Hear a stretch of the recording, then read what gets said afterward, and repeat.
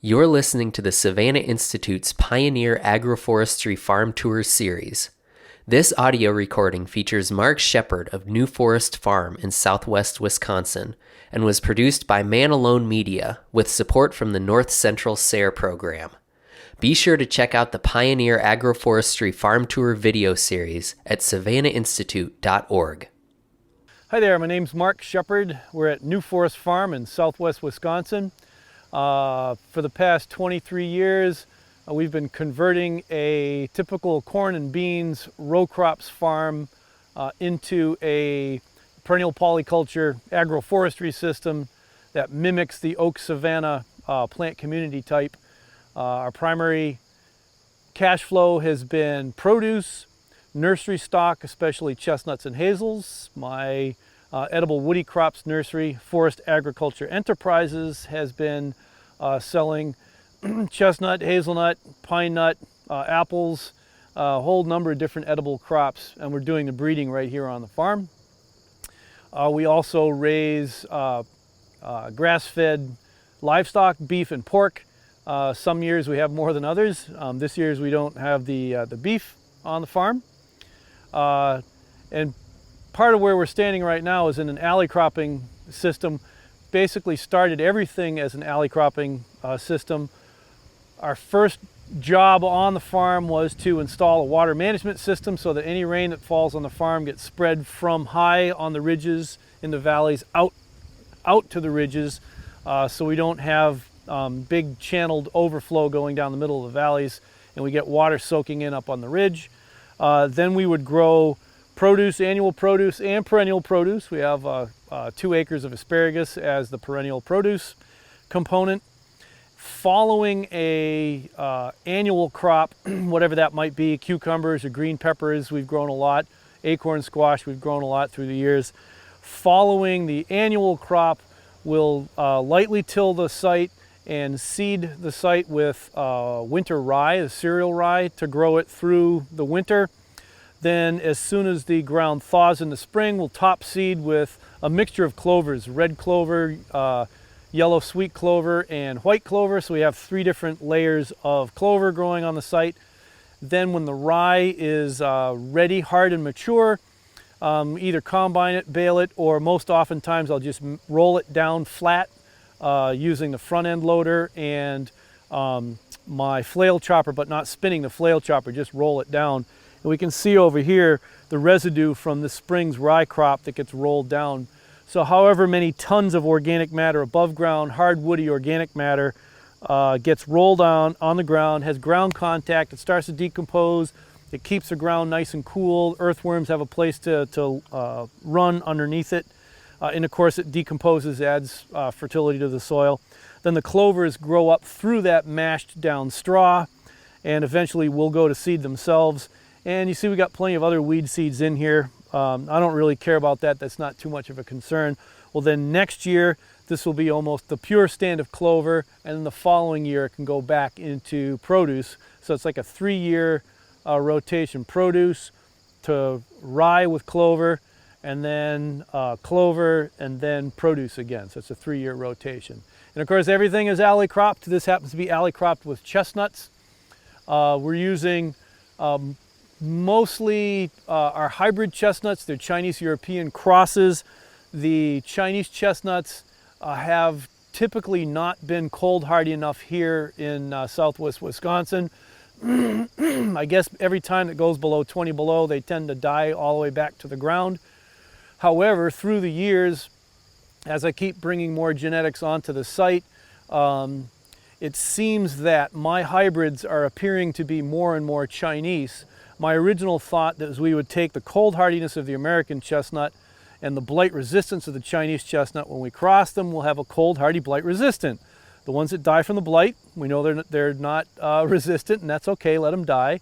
Then the ones that freeze to the ground, we know that they're not cold hardy, and that's fine. The survivors that we've treated with strategic total utter neglect, stun, the survivors are the ones that are suited for this site. And then of course we select for the ones that reproduce really young in their lives, and then the ones that produce the heaviest crops. And it appears that instead of getting the cold hardiness genes from the American chestnut, our technique also would select for Chinese chestnuts that are cold hardy. And so the seedlings from our hybrids, we can only call them hybrids because there's American, Chinese, European, Japanese genetics all thrown in the mix. Those offspring are looking more and more Chinese as time goes on. So this is alley cropping with an annual crop. If you'd like to see alley cropping with a perennial crop, we can walk right over here this way. Yes. All right, here we are in one of the alleys where we're growing asparagus as the cash crop. In the alley, we have 4 such alleys. Chestnut is on either side. Approximately 2 acres of asparagus, so that's 2 football fields worth of asparagus. What's interesting about the asparagus, because of the competitive effects, we grow it in a heavy sod just like the asparagus you see in the ditch on the side of the road, and it's growing in competition with the chestnut trees right nearby. We probably get about half the yields that you could expect out of a clean tilled asparagus crop, but that's not my goals. My goals are to have an easy system to manage that is profitable by itself. So once you plant the asparagus, take minimal care of it. I mow it a few times in the springtime, scalp mow it right to the ground, and then the asparagus itself emerges through the weeds, which are mostly grasses. We see some, various different ragweeds and stuff like that. Probably the highest yields we got off of these 2 acres was about 2,300 pounds. It's a 22-year-old patch now, 23 years old. So there have been some yield declines in recent years, starting to lose some to various different kinds of crown and root rots, which is common for this age of an asparagus patch. Meanwhile, though, as the asparagus has peaked in production, the chestnuts have started to increase in production. And now as the asparagus starts to decline, the chestnut yields are increasing even more. And I don't know if we're going to do the asparagus for another 2 years, 5 years, 10 years, mow it and have it all be pasture and graze cattle in here. I've got options. When you're doing an alley cropping system, you end up with options. One of the notes on row spacing, this is, I believe it's 45 feet between rows of chestnut trees. It's a little bit wider than a idealized chestnut orchard if you're going to do an orchard, but obviously this isn't an orchard. Chestnuts, Chinese chestnuts, you want to put them about 30 feet apart is what universities are recommending. At 45 feet, the branches will never quite touch in the middle, which is good because that means we'll always get sunlight in the alley in between. We're never going to have too much shade so as to not be able to get a good either pasture crop or asparagus crop. Within the row, we're a lot closer than university recommendations because we're working with seedlings here. There are no chestnut cultivars with a 10, 20-year track record of high productivity in southwest Wisconsin. As a matter of fact, when we got here, there were 0 cultivars of chestnut that actually could survive Wisconsin, that were known to survive Wisconsin. So by planting seedlings, we have a lot more variability. There are many that are going to die. There's a spot behind us where there's a few trees have died. These were all planted at 6 foot apart. Then what happens as the trees start to grow together, I will remove the trees that are producing the least amount of chestnuts. I do the removal in late winter, and so the leaves are off and they're dormant.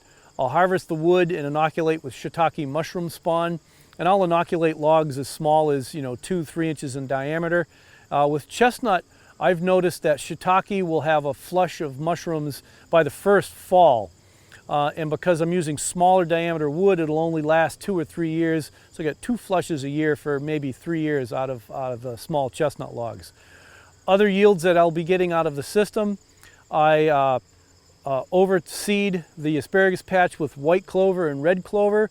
So I'll get honey as a secondary crop, and in the row with the chestnut trees are all kinds of wildflowers. And right now, this time of year, late August, the goldenrod is starting to bloom. And goldenrod is basically the last big honey crop of the year for the honeybees.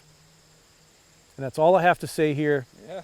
Period. You mentioned a little bit about establishment, like give a little bit of advice for people that want to do alley cropping with asparagus.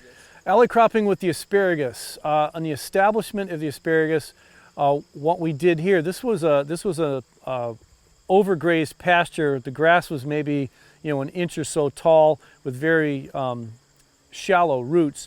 We just pulled one bottom plow and made a furrow.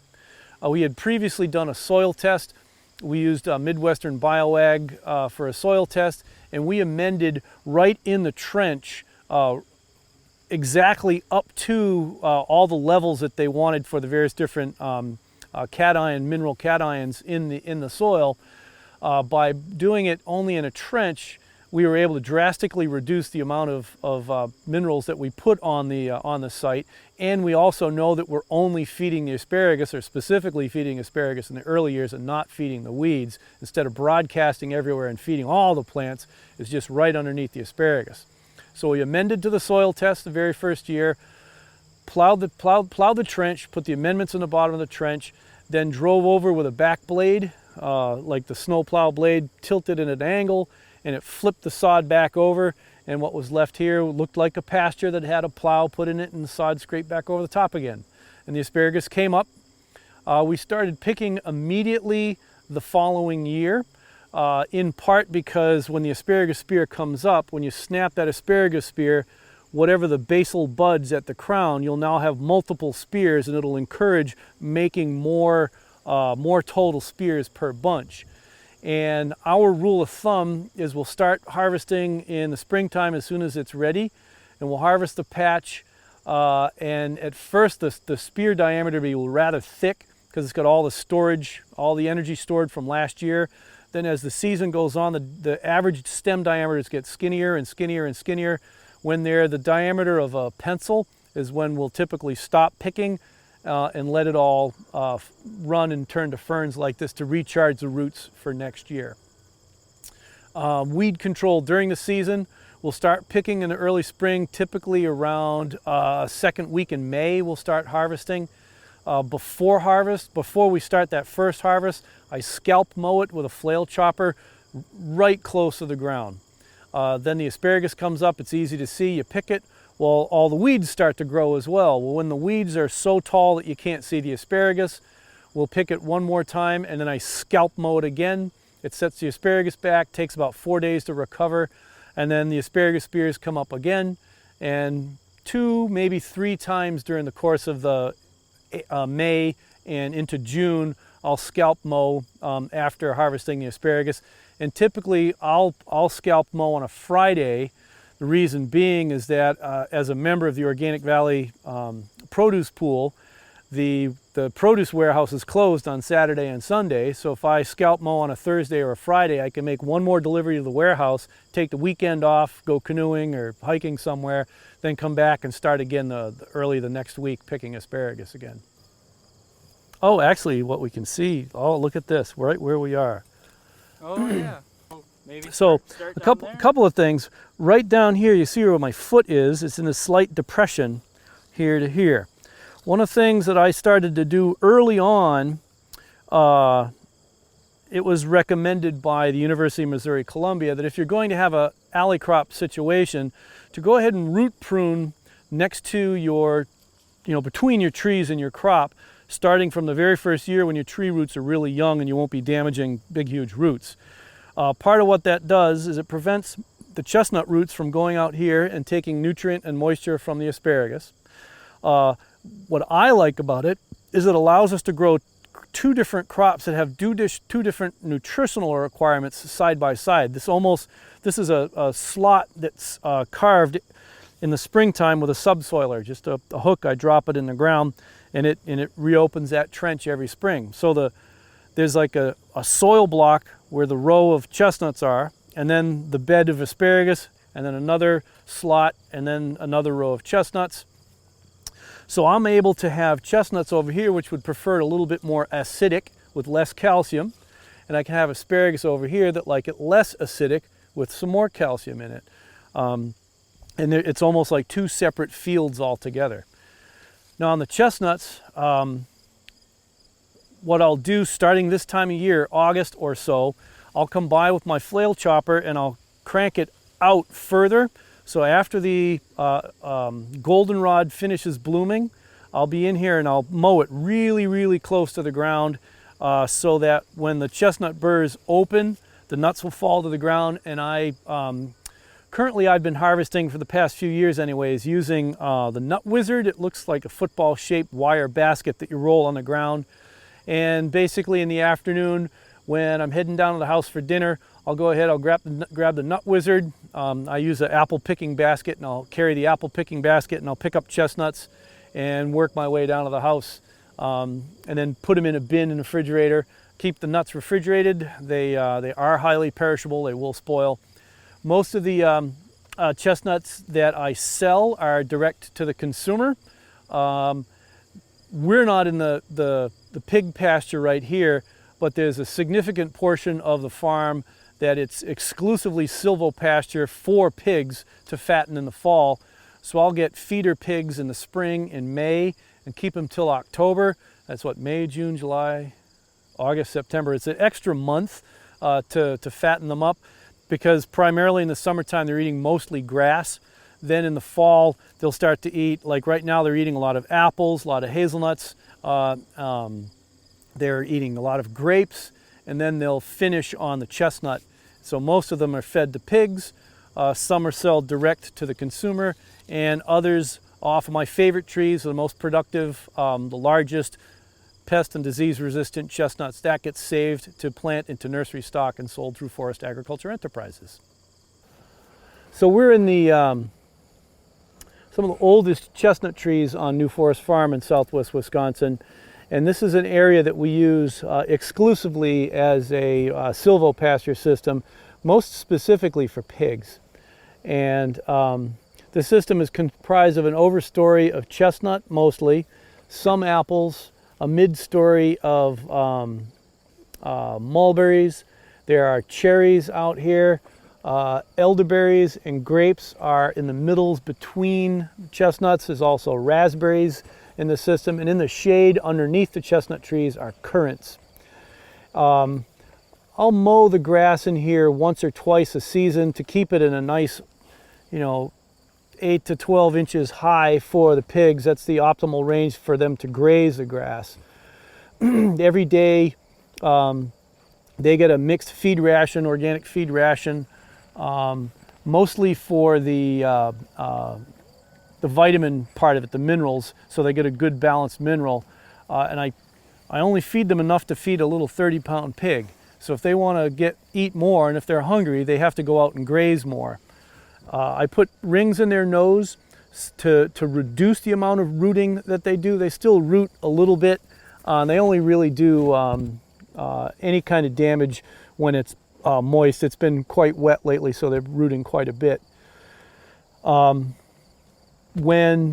the mulberries are ripe, starting in mid-June through July, the pigs' noses are purple, their rear ends are purple. They'll go underneath the mulberry trees, they clean it completely out. So whatever's in season, starting with currants in the spring, raspberries, underneath the currants, they'll get rid of all of the weeds underneath the currants, and they'll eat the berries right off the bush.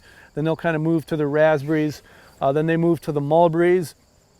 This time of year, they're kind of between. They just went through mulberries and cherries. They're just finishing up cherries. There's still some mulberries on the trees. They've started tearing into the grapes. They'll pull the vines right off of the trees. I let the grapes climb low on the trees. I don't let them climb all the way up high. I pull the vines down if the pigs don't. The pigs will pull the vines down, eat all the leaves off the vine. They'll eat the fruit. They'll be crunching on big bunches of green grapes. They'll go up to elderberries as the elderberries start to get ripe, and they'll eat the elderberries right off the tree. And then they're leaner pigs than most people are accustomed to. They're not undernourished, they're just lean. They'll get up to full body size by mid-September when the chestnuts start to ripen, and then they just fatten up, because the chestnut it's a high carbohydrate. It's a lot like eating corn, and they just gorge on chestnuts, and they turn into nice chestnut fattened hogs. When I feed them their little ration every day, I also have a whistle to call them in, so no matter where I am, I can always whistle them in. They come running. And the last month of their life, I'll feed them their morning snack and their evening snack on the livestock trailer. It only takes a week or two before they figure out that I'm going to go onto the trailer with some grain And so typically by the second week, they're on the trailer in the morning waiting for me for breakfast. So when the day comes to go to the slaughterhouse, I just go up to the trailer and shut the door. No stress of forcing them down a squeeze chute or using cattle prods to get them to load a trailer. They just do it all by themselves. And also give the pigs names. We've had as many as 25, and we named every single one of them. They're all identifiable. They all get patted every single day. They get treated really well. We care for them as pets. A lot of people say don't name your livestock because you're only going to kill them and eat them. Well, that's exactly why we name them, because I want to know that when we butcher these animals, I'm murdering a friend to eat them, and I want it to hurt. I don't ever want this to be a callous, heartless thing. I think that's part of our humanity, is the fact that we do identify with these animals. These are our friends, and they will become us. I'm gonna have pork chops tonight. I really am. And so I know that they've lived a good, healthy, happy life, and they only have one bad day. I guess what I want to talk about a little bit is the term regenerative. It's somewhat of a buzzword these days, and part of what I want to bring to light is the fact that when it comes to ecosystems, the term regenerative has almost a 400-year definition that's been supported by observational scientific study and described over and over again. In ecological terms, regeneration is when a organism or a community of organisms or a plant community type, a plant animal system reproduces itself and has the ability to expand its population and move into new areas. A regenerative system is a system that can regenerate itself over and over and over again and perpetuate itself throughout time, and it can survive all of the natural disturbances of that area, that region, whether it's mineral deficiencies in the soil, whether it's a shortage of water, fire, windstorm. A regenerative system can regenerate itself, propagate itself, and grow and expand without human intervention. That's a regenerative system. So until our agriculture imitates perennial ecosystems and is able to regenerate itself, plant more of itself, all by itself with the pests and the diseases and the disturbances of that area, it's not regenerative no matter what you call it, no matter who certifies it. How pigs fit into this system: they are a disturbance factor. They come through, they graze a bunch of grass, they root up a bunch of ground, they expose some mineral soil. Obviously they eat things. They eat grubs in the soil, they eat roots, they eat nuts, they eat berries, fruits. With this little exposed mineral soil on the ground, it becomes easier for them to harvest chestnuts in the fall, which is great for them, and it provides sites for seed to fall, get established, and grow on their own.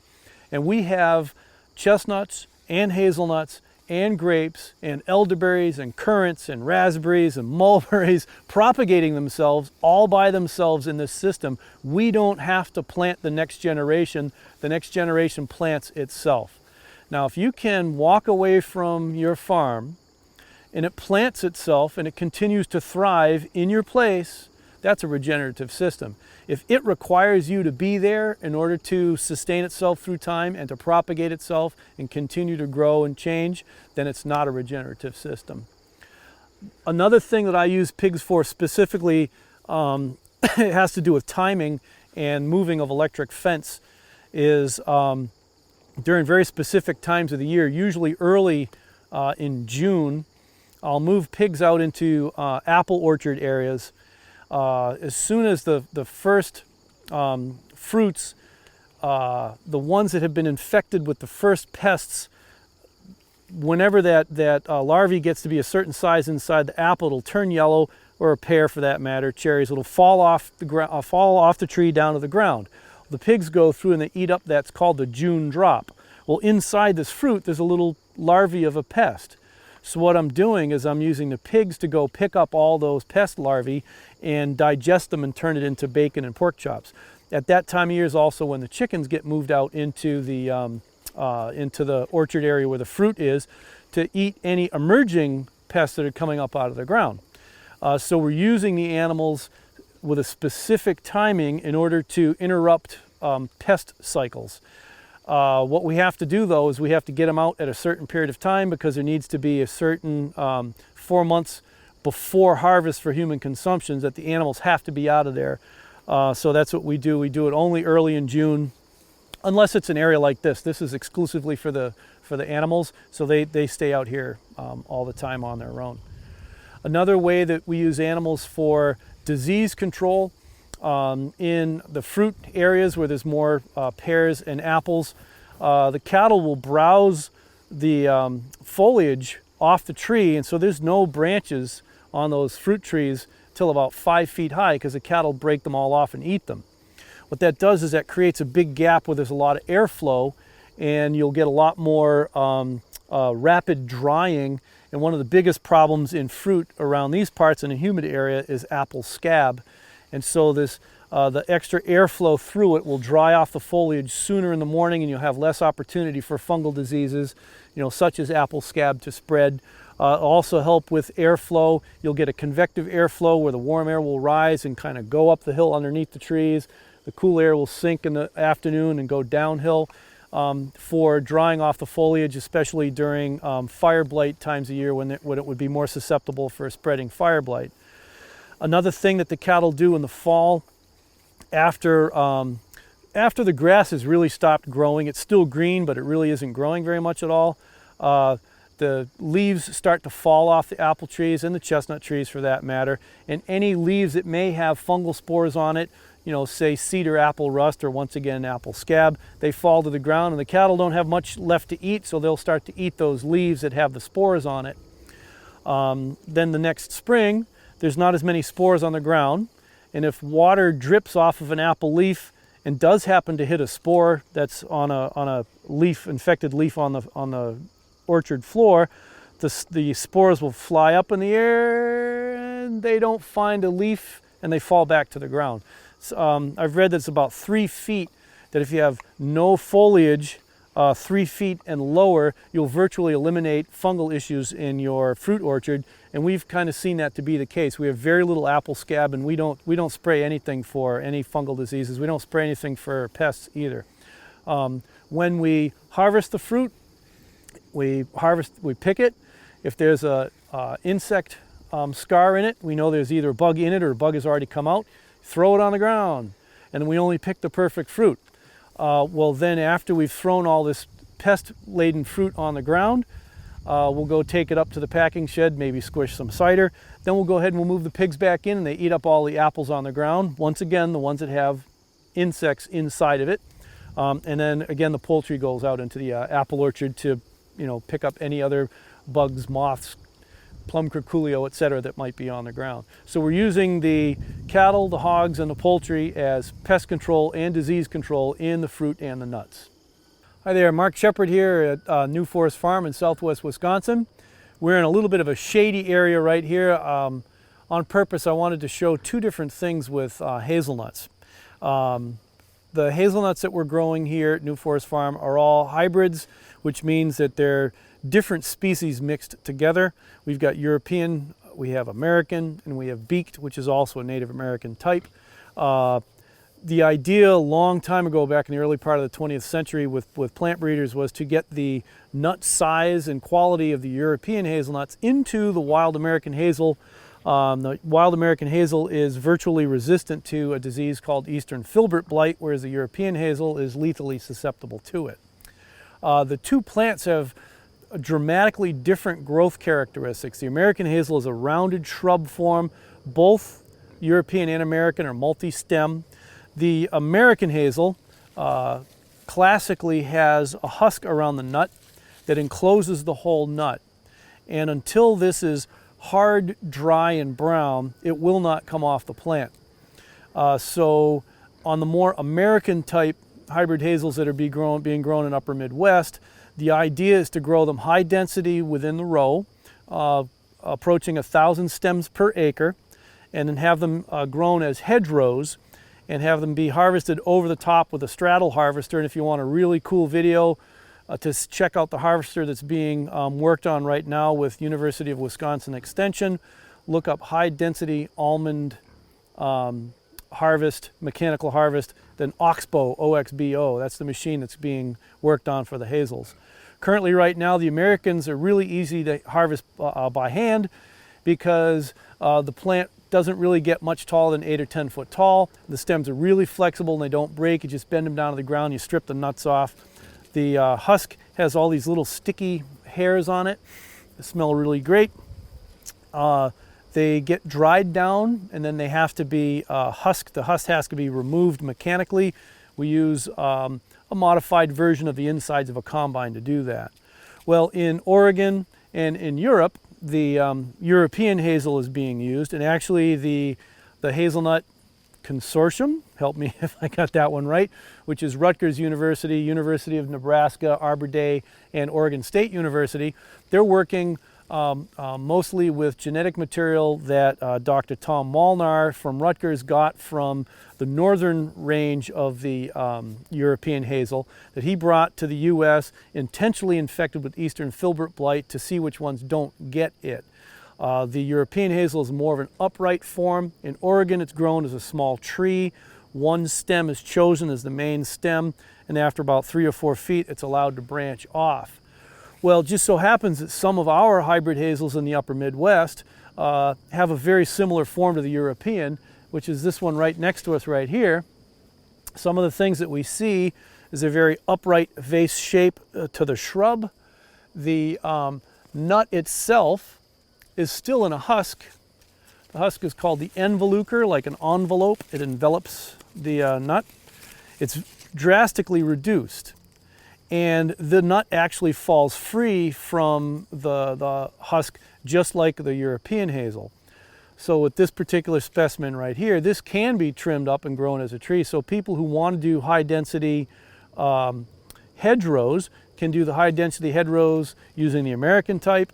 And then those who want to grow the small tree orchard type can also grow the small tree orchard type. Notice also the similar nut size as the European. This particular individual right here actually has been in variety trials with the University of Minnesota and University of Wisconsin for the past 7 years or so.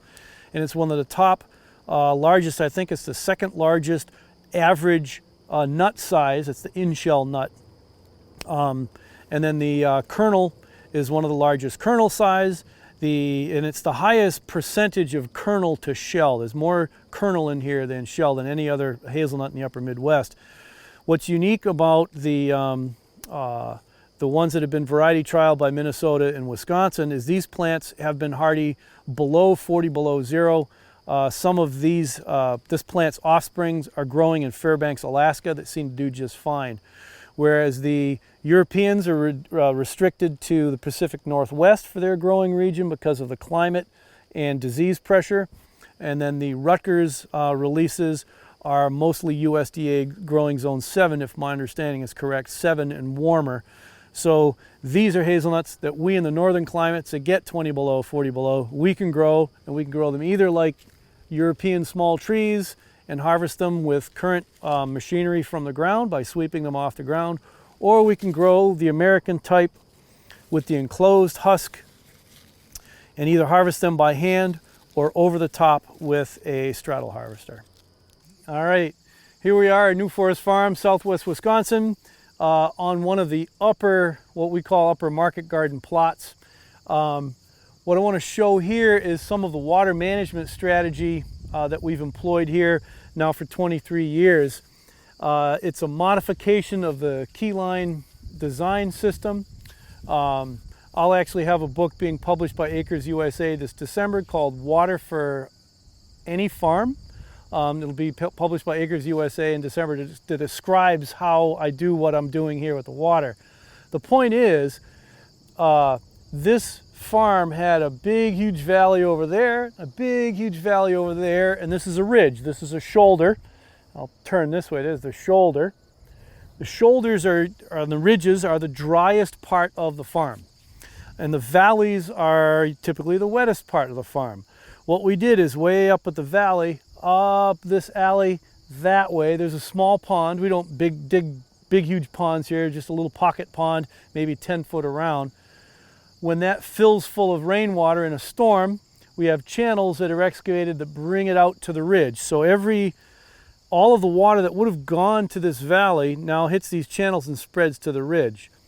Not everything is the perfect time of year to film. Spring is oftentimes the best time to show the water management strategies because the grass hasn't grown yet and you can see water moving in the channels. So we didn't film up at the pond because it's all high with weeds and we can't see things clearly. But you can see here by the shape of this alley that the water would flow from way up in the head of the valley, slightly downhill. In this case, we're using a 1% drop slope. That means it drops 1 foot over every 100 foot that it moves forward. So it comes out this way to the ridge. That valley form brings the water this way. Once it hits the ridge, it hits this big level spot that's a slight depression. And there's a rim here, and it becomes a big shallow pond, and it sheets over the edge of the pond up on the ridge. So formerly, the valleys were the wettest spots on the farm. Now the ridges have wet spots on them, which is fine by me because I know this water is soaking in deep. And who's benefiting from the water being soaked in deep are all of the chestnut trees up on this ridge, for example. The asparagus gets it as well. So this is a simple way to just slightly address the angle of your fields on a hillside, not to be perfectly on contour, but slightly off contour with the intention of moving water from high in a valley to lower out on a ridge. And we repeat the process and the pattern all the way down. Up at the end of this alley here, that pocket pond is the point around which this whole entire farm was designed. It's the highest primary valley on this farm system. It's important for a couple different reasons to establish systems like this to manage the water. No matter where we live, there's a certain amount of rain that falls out of the sky. If we are farmers, we grow plants. Sometimes we sell the plants, sometimes we sell the seed, sometimes the fruit from those plants, sometimes we feed the plants to animals. It all starts with the green. We gotta have water to grow those plants. Here in southwest Wisconsin, we have about 30 to 35 inches of rain on average throughout the course of the year. Sometimes it happens in 2 storms. Just last night, east of here, they had almost 14 inches of rain overnight. Half the year's rainfall in one evening. Well, what if we had the land patterned like this to catch that water, spread it out, soak it in, so if we go into a period of extended drought, we have the water stored in the soil and our plants can use that later on. It's especially important in arid environments. When you do get that rain, you want to be able to store that in the soil so you can, if not just use it passively like we do. This is a passive pulse irrigation system. Whenever it rains, the ponds fill up and spread, ponds fill up and spread. You can also design a system, especially important in more arid areas, with larger ponds. So when that pond fills up, if you go through an extended drought period, now you can gravity flow using drip irrigation or some other sort of irrigation from those ponds. And you can see, because this is ever so slightly downhill, all it have to do is run a siphon from the pond up at the beginning and run a drip line down here, and it can be siphoning. No pumps, no pipes going through a dam wall. It's a lot more resilient, simple system, and it can be constructed with simple farm tools that almost every farmer has. Well, I think one of the things, what's my legacy, is the perennial crops that we have put in place here. They can potentially live for thousands of years. I was just talking earlier about a tree, El Castaño de Cento Cavalli, the chestnut of 100 horses. It's on the mountainside of Mount Etna, a volcano in Sicily, uphill from Catania. The tree is almost 4,000 years old. It's been blown up by a zillion volcanic eruptions. It's had earthquakes. It's one of the most seismically active places on the planet. It's been burnt several different times. It's been abused. It's been cut over. It's been vandalized. And that thing has been producing chestnuts, a staple food, the equivalent of corn, for 4,000 years. That's sustainable. And it's produced little seedlings that have fallen all around it, and it's surrounded by its own babies. It's propagating itself. We can set up perennial systems as farmers that will be here for the next 1,000, 2,000, 3,000, 5,000 years, and it's going to take an act of violence to undo the good that we've done on this farm. I guess that's part of the legacy. 4,000-year crop rotation. Here's what happened. Last night, my dad is going to come into the airport at 10:20 p.m. I left the farm at 6:20. It takes 2 hours to get there. I'm going to go shopping at Costco first. On the way to Costco, there's a field on my left that all of a sudden I looked and it's dark and it's raining like mad. All of a sudden I said, wow, that's supposed to be a cornfield, but it looks like water. And as I said that to myself, the wall of water came across the road. It was only about 8 inches high, but if you're in a Volkswagen Jetta with 1 inch of clearance and you get hit by this wall of water, it moved me sideways, and there's rooster tails of water. And as I went through this gigantic wall of water, I realized that I had better find a piece of dry ground to park. So I looked to my left, here comes another wall of water. Straight ahead, here comes a wall of water toward me, and from the right, all directions, there's water coming at me.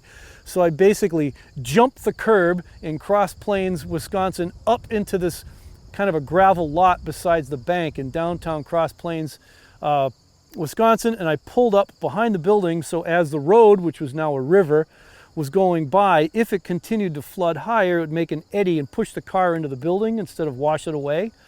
And so sat there and I watched the water come up and up and up and up and up until it was about 3 inches below where my tires were. We're on maybe a 20-foot patch of ground. It's like ended up being the only dry patch of ground. There's like 6 cars crammed in there.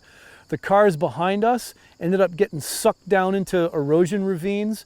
So I ended up sleeping, well, I ended up not sleeping all night long in a Volkswagen Jetta with the rain pounding down, getting too hot, too cold, too hot, too cold. And then waking up this morning at 7:30, the water had started to subside. Then try to find my way out. It was a 3.5 to 4 hour excursion of trying road after road after road, and the police and the fire department are just starting to put up barriers, discovering where all the roads are blown out. I still have to pick my dad up at the airport. And so I had to go 3 hours north and east in order to enter Madison from the east to get to where he was, because the entire west side of Madison was flooded. Now, what's part of the takeaway?